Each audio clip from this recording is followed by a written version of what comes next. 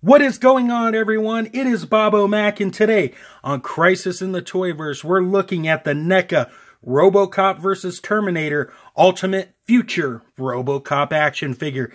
Now, this RoboCop, I definitely enjoy. It has some things I want to talk about, but overall, it is a worthwhile figure worthy of your hard-earned money. Now, let's just bring in RoboCop real quick. Let's talk about the sculpting detail and all that fun stuff.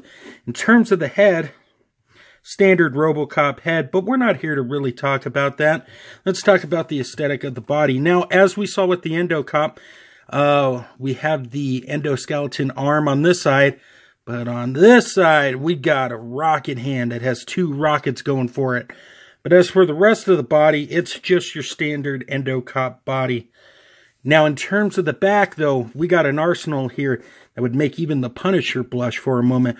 We got all these different rockets going on here. They're all sculpted and painted very nicely. They are non-removable, unfortunately. It would have been cool to have these things shooting off or have them have a whole bunch of things going off. We also have this little cable back here. It's just made of a softer plastic material. I would err on the side of caution with bending this thing out too far one way or another. We also have this Gatling gun here that's on a hinge that allows it to go down and up that far.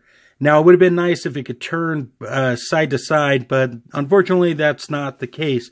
But still, very good. Really can't complain too much. Since we have RoboCop here, let's go ahead and talk about articulation. In terms of the head, let's see here. RoboCop can look up about that far. He can look down a good amount. Move his head side to side. That way Skynet's attacking it. And look, you got that, oh, Skynet! Ah! And he can spin all the way around. So, doing that Exorcist thing quite nicely. In terms of the arms, they hinge up that much. They hinge down that far. And they spin all the way around. Now, it would have been cool if NECA could have put a bicep cut right here to allow the arm to extend out. Unfortunately, that is the only way you can get the arm out. And it's the same on the other side as well with the endoskeleton arm. Now, it does have a bend at the elbow connected with the pistons here. On the rocket hand, it goes about that far. On the arm, it goes, well, about the same, really, to be quite honest with you. And it would have been cool to have these rockets, like, shoot out, maybe, with a spring-loaded feature, but that kind of makes it a little too gimmicky, so scratch that. Now, in terms of the upper body, it is like a diaphragm joint. You can't really bend it down or up too far. Oh, no, I lied, you can. Can go down that much, can't really go back. You get some side to side, and if you really work it, you can twist it a little bit. He does have a waist cut right there. No problems there. We have the swivel for the or not the arms, but for the legs. Allow the legs to go around like that and sort of come in and out. Not too far, though. We have the single bend at the knee. And then we have a hinge on the foot that allows it to go back that far and hinge forward that much. And always err on the side, on the side of caution with those pistons right there, as you don't want them to break. So overall, a decent amount of articulation. Definitely gets the job done for this RoboCop figure. Very happy to have it in my collection. Let's go ahead and talk about his one accessory. And that, of course, is the RoboCop gun. It's done in the black that we're used to. If I could get the camera to focus. No, the camera's... There we go. Get the camera to focus right there. It's the same standard issue that you've seen with any RoboCop figure that isn't NES version or video game version or anything like that. He can hold it in his endoskeleton hand.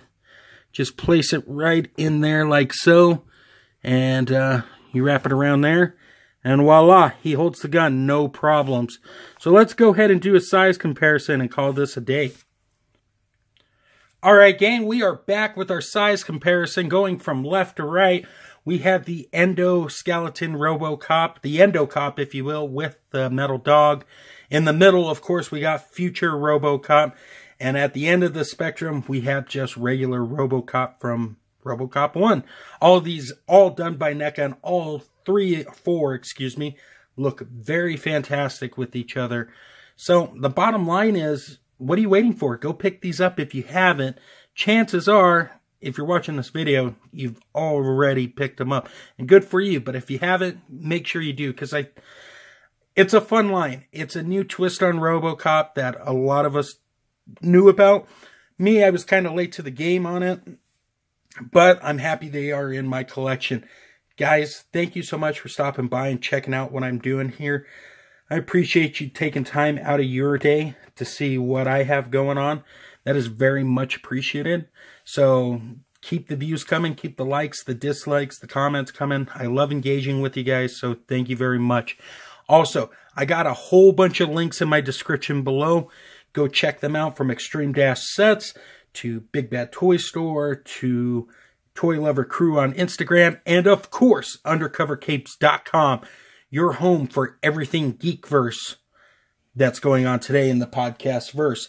Lastly, guys, before we get to the slideshow, I just want to remind you, I've gotten a few people sending in about the Extreme Dash Sets backdrop.